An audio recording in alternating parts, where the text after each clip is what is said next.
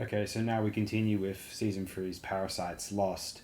And I think Parasites Lost is actually, to me, it's the commencement of what I would call a really, really Arcadia of the program, actually. I really love these more high concept episodes, which are kind of popped up now and again during the third and fourth seasons. And I think Parasites Lost, I might claim, is the first of these. Really brilliant premise. One of the finest moments in the history of the entire show.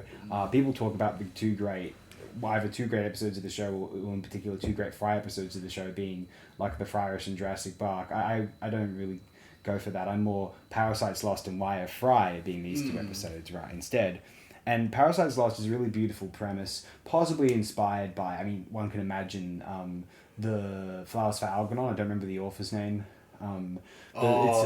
Daniel something. His name eludes me. It's a famous text. I haven't read something it. Keys. I've seen the film from 1968, which starred... I gotta watch that.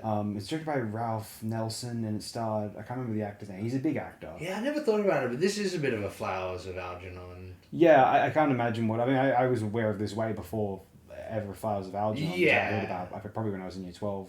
But... I learned about Flowers for Algernon through like the Sunny in Philadelphia of all things. Really? You didn't know that? Because that has that episode. Yeah, and the Flowers for Charlie. Yeah, that was funny. Yeah. So I probably would have spiders could communicate with cats.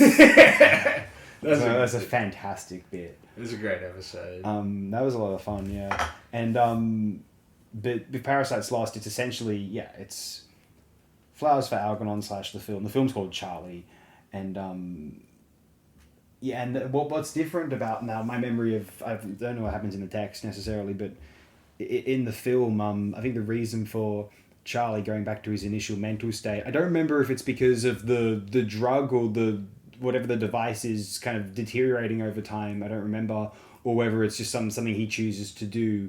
And I don't know if it's out of like a romantic motivation that he does so. No. I remember a scene in the film, he nearly actually tries to assault the woman, be actually who's... It's because funny. his new urges. It's funny you bring that up, actually, because now remembering the book, it is very complex. It's like this sort of, if I remember correctly, there's just like this paranoid aspect of like the human brain that like his physiology just can't deal with the vast changes in a way that's also what happens to Fry in this episode, but it's more attached to a love story than a sort of... The Flowers for Algernon is a love story too. Mm-hmm. Yeah, and it's for similar reasons. Like, it's a bit psychosexual, if I remember correctly, just because of his sort of, for lack of a better word, like mental retardation. Yeah. You know, he wasn't around women for so long that a woman was sort of falling for him, caused that sort of like part of his brain to come back, you know, out of a sort of paranoid anxiety or something. Yeah.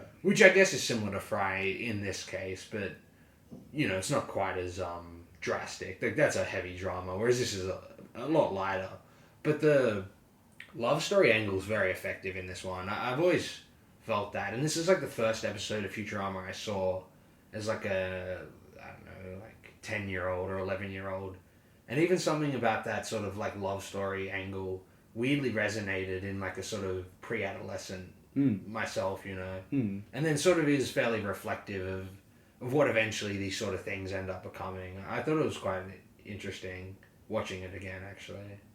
Yeah, it's a very beloved episode for me. Like, it's on top of like that, it's also like I realized how much I love the build up when they're first going through Fry and they cut it in with all this developing. Yeah. And they go from one thing to the next. Very it's well very arranged, like factory, but works like so efficiently, yet like sort of resolutely. Maybe in the way that these sort of like romantic entanglements feel like in the beginning, you know. Mm-hmm. It's sort of very creatively structured like that. I realized. I think so. And like you mentioned as well, it sort of comes into its own with the going through Fry's body. That's like a parody of a movie as well. Oh, right? Fantastic Voyage from the 60s. Yeah. Yeah, and so that's a sort of a world thing it's doing. And like this sort of, like when you see the worms exercising Fry's like muscular system, it looks like, it's like pretty psychedelic. I was just like, you know, watching it, I'm like, man, this is hilarious. Like, it's just in like the Yellow Submarine sort of... Yeah, of course, sort of way, you know? Oh yeah, like it's, and I'm touching upon that moment when Fry makes the decision to go into himself and sort of expunge the worms, or because he's not convinced that since Leela has expressed reciprocal feelings for him at this point, or he's not said anything of this sort to her until the worms anyway, but after having done so and given the changes occurring in him as a result of the worms, there is a rapport, a romance flourishing between the two, and I guess unfortunately for Fry, well, for both really, Fry feels as though he cannot continue his relationship with her as it's developing, unless he, she says a line which triggers the thought in him. She says, "I love what you've become," and then he realizes that, and it's interesting because it's not something the old Fry would have just ran with it, but it is a kind of a product of like Fry's more kind of higher cognitive transcendence, where he realizes that sort of he kind of, it's like, it's interesting how like this is the Fry that cares more about his dignity, you know what I mean? Yeah, because the older Fry would have been more opportunistic about it, I suppose. But you almost wonder if like Fry's concerned whether like Leela's even loving a real person as opposed to like some sort of well, the worms, really, right? Yeah, some sort of genetically enhanced ideal rather than as far as Fry's concerned, an expectation in that moment, rather than a soul. She just met him yesterday, Yeah. Whereas he's known her for like season 3 now, so a few years. Yeah, precisely. And I think it's a really bold and beautiful, but very tragic decision. When I think it's more Melrose Place. Where he chooses to go back inside himself, remove the worms because he has to know where, like, just that the whole sequence of like that, when the I know there's been really great moments on the show before, but when it really when the show evolves into moments that by the end of its run become like top 5 moments in the entire run, sequences like Fry running through his brain, cutting it up to the horror of the worms, it's just, all in the name of love. That great line, like you wouldn't cut your sort of brain up. Oh, you've never been in love. It's a really, really poignant, get like a really visceral, strong metaphor. I think it's a shame the episode grosses me out so much at times during the earlier portion when they're going through Fry's bow with the camera. It's part of the nature of it, though, because it'd be a bit too saccharine if it didn't have that aspect balance. I know that. I'm just saying. I'm just saying. Like I said, you it's said, a shame. It is rather punchy and poignant, though. Like it's kind of awesome how they can fit such a poignant story into 20 minutes, and they have to do it by being punchy, and it is like, it's they're not pontificating for long periods of time on anything. Everything's just like very particular and very well thought out, and happens in like a very fast moving sort of sequence. It's amazing how those restrictions of sort of the television format brought out the best in a script. It's great how, like, something, this could have gone on for 45 minutes if a writer wanted it to. Yeah, but it wouldn't have been as effective at all. God, no. Yeah. And, like, that 20-minute block, it really enforces a sort of a quality control of scripts of that sort of, I guess, program genre. You know what I mean? Like, this sort of time slot block. It's interesting like that. Because, like, you think of, like, other shows suffered for, like, I think of like how much in a sense these Doctor Who scripts sometimes had to suffer because someone had a great idea and they're like, right, we've got to have it in, then they was told them they got to do it in 4 parts, and it's just like they had to insert a bunch of nonsense to extend out their story, which might have been like a brilliant like 2 or 3 part, like might have been like a perfect 3-part script, but like every other Doctor Who serial you think, man, if this was like even if it was like a 6-parter, that could have been a brilliant 5-parter, or a 4-parter, which could have been a brilliant 3-parter. Most of them made it work within the 4-parters, and that's why that became the dominant form of the time. But I haven't seen heaps of Doctor Who, but even I've noticed these moments. He even tells you whenever he says something like, "We have to go back."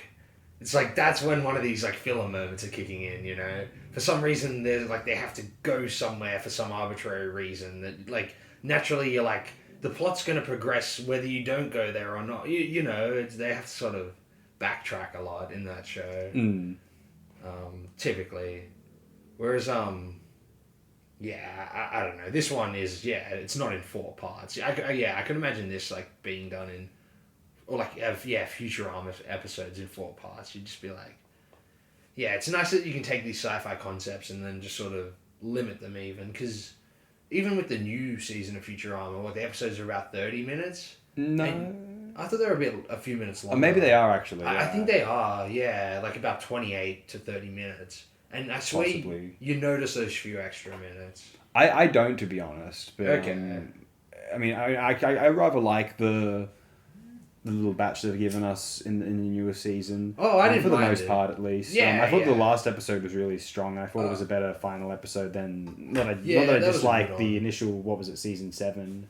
Sure. That they gave us, episode ending that they gave us, but I probably preferred this one. Well, the other one was a bit too cutesy for me. Yeah, and I say that with a hypercritical sort of mindset. Like, I really do. I like the season. It's just like more so than like, because we were talking about like 22 minutes or whatever. It is a very sort of efficient,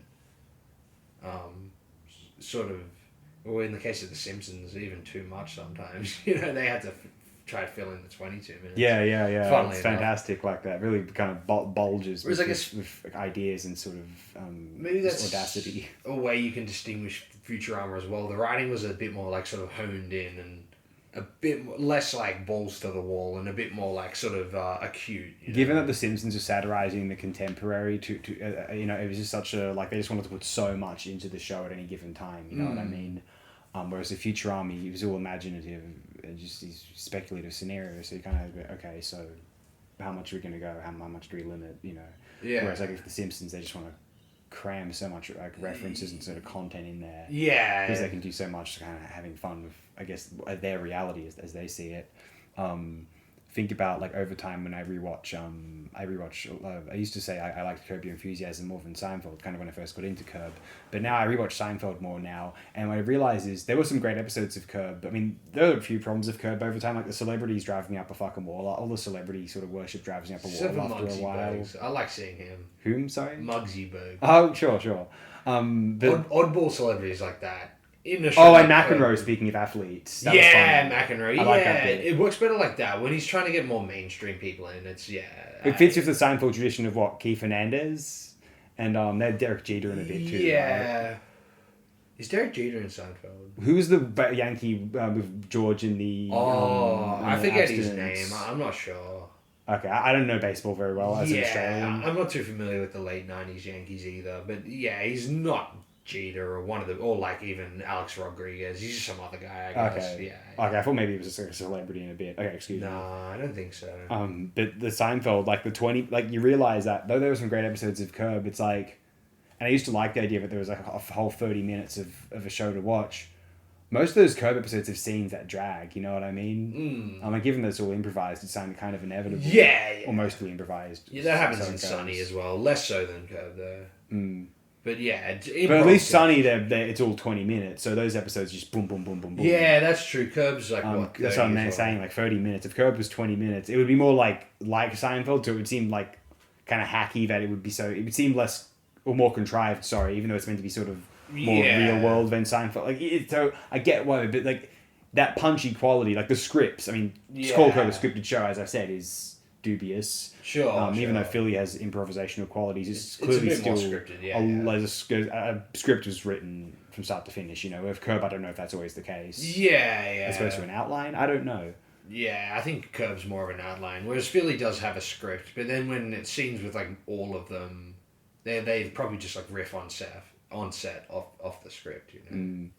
Even if like Philly, like my favorite era of Philly is like I like early on, like my favorite episode is still the first episode I ever saw of that show, which is when the gang gets taken hostage. Yeah, that's fantastic. And I love it when Dee's pretended to be a model and just to lie about it to Judy Greer's character. It was really funny. And like early on, like when and Frank was Dennis's pimp, there was that 2-parter where Mac and Charlie fake their deaths. That era of the show, but like also like early on in the mid period of like into season 5, there's like the Kitten Mittens and a couple other stuff. Yeah, which is, like, pristine. The show has good bits all throughout it, but early on, I agree, the best period. Yeah. The format change actually. That strange Israel-Palestine episode, like, do you remember that? Like, it is a very bizarro sort of, like, straight old Charlie wanted to go to America, the surfer car, the junkyard cat, the whole junkyard cat is fucking hilarious. Strange, just hilarious bits, yeah. Like, that is, like, a really, because I tend to kind of be less interested in American sitcoms the older I get, but I do really like that show still. That show feels like a bit more DIY and grungy than most American like sitcoms. Because even though like Seinfeld can get annoying, you know, I mean, it's decent to rewatch it. And Seinfeld's got a weird, unsung sort of Twin Peaks quality where it's people going into weird rooms and then strange things happening and then they're leaving. Like George in the Penske in the Penske affair or whatever that is. Yeah. Like that's such a strange, surreal moment. Like they just go, or Kramer going into work, Grant Leland, whatever. Like there's just all these strange offices in this weird 90s sort of TV hyper real New York. Sure. And or just the strange behavior of like Peterman and the weird people that work there, like the guy with the eye patch. Like just so much weird stuff happens on that show. Yeah. And it is slightly surreal. Yeah, even when it's like in the more grounded like season 3 era, like there is a certain odd surreal, like in season 4, Jerry's got the guy trying to kill him, and then there's like that weird opera episode, like, you know, there's just like it's just got a decent quality to it, like that, you know what I mean? Definitely. Yeah. Oh, just quickly back to this episode, I suppose. Yeah. One thing I was gonna say, I always forget this is the first appearance of the holophone. Yeah. Man, that's such a classic little narrative device thing. Yeah, only brought up again in the 4-season run, late at the end of it, right? Yeah, which is funny because earlier you mentioned the two key Fry moments being, or episodes or whatever, being the Parasites and Why Fry. No, the ones that you said the other people say, Jurassic Park and Fryrish, Fryrish. Excuse me, yeah. Because funnily enough, I remember once seeing some like Futurama meme that was like really popular, which was just like, this is why it's the best show. And it had little cutouts of all these different moments, like the Seymour thing, the like statue of his brother, and one of them was the ending of this episode, and one of them was like something from the Wire Fry. Yeah. And the other one was like the last episode of the first run. So I was like, interestingly enough, this is also like considered one of those moments, at least in that, like, I don't know, 2012 like meme. Boring, like sort of Tumblr overly sentimental garbage. More like 9gag era. Do you remember 9gag? I do know. Yeah, it's more like that sort of stuff, you know. Christ. Or when like Facebook had like, you know, pages that were just dedicated to sharing memes, and sometimes to like particular things like Futurama. Horrifying, yeah. Oh man. No, I do think this is a brilliant episode. This would make my short list, and I don't know if it's the best episode of this show thus far in the run, but it's definitely right in the top 3. Like, we've had some brilliant stuff, like I love Hella's Other Robots and Anthology of Interest 1. Those are the two that come to mind as like competing with it. Hell's Other Robots is one of the best episodes, easily, of the whole show. That's one of the earliest episodes that to me competes with the best stuff in seasons 3 and 4. Yeah, Hell is like peak season 1 for sure. Yeah. And Anthology of Interest 1's really good as well. And like I've said many times as well, like, I'm a huge season 1 fan. Yeah. But like you were saying earlier, like this episode feels like the commencement of like the... You know, we've probably talked about the tonal differences between season 1, 2, 3, and then like 3 and 4. 3 and 4 share a tone. Yeah. And like you were saying, this really is where that sort of begins, and so it's great for that, but also being like we said about all the things earlier, like a very sort of substantial episode in many aspects. You know, tonally itself, its script is very concise. It's very funny. Oh yeah. Animation's really, fantastic. The animation's great with all the different sort of like quasi-psychedelic sci-fi. You know? I loved how the Worm King was like moving around when he was sword fighting with Fry. Like they turned to take advantage of like, his tail and the little bits of it moving left and right. Watching this episode and like a few episodes of like Duckman recently. Duckman's great, yeah. Especially one where it's one of my favorites of the show. I've seen it a bunch of times where like there's this time loop. Oh, the Once in Future Duck. Yeah. That's a good one. And like that was the best rated episode of the show on at least IMDb at one time. Oh, really? Yeah, I remember Nice. that. It's a great episode, yeah. I like The Rumor for Bellevue as well. That's also well received. That's another classic, yeah. Yeah. People always timestamp his rant in that episode. That's like an infamous rant. That's like the 90s moment. Yeah. It's like the Peter Finch moment. That's the real falling down. You know what I Right, mean? yeah, for sure. Yeah, the actual falling down, yeah. Yeah, But the extension of George Costanza from the same performer's statement of, we're living in a society. the society thing, yeah, that's an interesting tidbit. Just quickly before that, yeah, this episode is like a combination of this episode, sorry, and that Duckman Wants a Future Duck episode is literally just what that Rick and Morty show ripped off. Yeah. It's literally, they just distilled those sort of two things. Yeah. These Rick and Morty things. was too, proud of itself to ever do anything totally interesting, in my opinion, at least compared to Futurama or Darkman at times, or talk about some of this interesting Doctor Who stuff. Like, nothing on Rick and Morty will ever be as interesting as what Douglas Adams did in City of Death, which is almost the best thing Douglas Adams did in his career, which is saying something. And now, pointing out the time when Douglas Adams worked on Doctor Who was kind of unfair because a writer of Douglas Adams' caliber. But even like Robert Holmes on Carnival of Monsters, who thinks of something like that? Yeah. That's amazing. Like, how do you get there? Like, what short story writer would... Because we have the premise of the Doctor and his companion and the regeneration and established alien creatures and a show that's already dealt with, different times and places, kind of framing them in a new kind of device, this strange metaphysical idea of...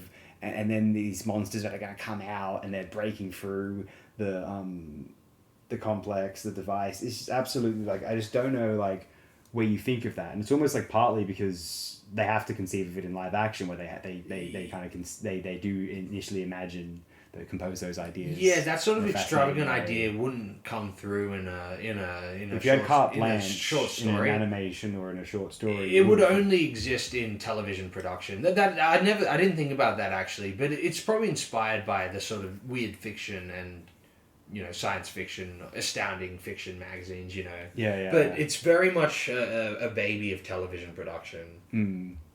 Yeah, just the way it operates, and like you said, goes into sort of strange territories or illogical places narratively that wouldn't exist outside of it being a sort of visual medium, And it wouldn't go those places on paper. And also, I think on paper you would, because there's that brilliant... the brilliant build-up in the first episode where you're sort of wondering, so how do these two stories fit together? You'd sooner piece it together in writing, whereas if you're watching it visually, you just assume, oh yeah, if this happens a bunch of times on television, we'll get kind of cross paths eventually. And do they cross paths? And anyway, that's Carnival of Monsters and Parasites Lost. Yeah. Similar in their own ways, people getting shrunken down. Yeah. Smaller enclosures. Anyway, next time we'll be continuing season 3 with a sequel episode to a season 2 episode, and that's quite an interesting one in its own way. So, unless we've got anything else to share, No. Parasites Lost or otherwise. No, tune in for the fan favorite. Yeah.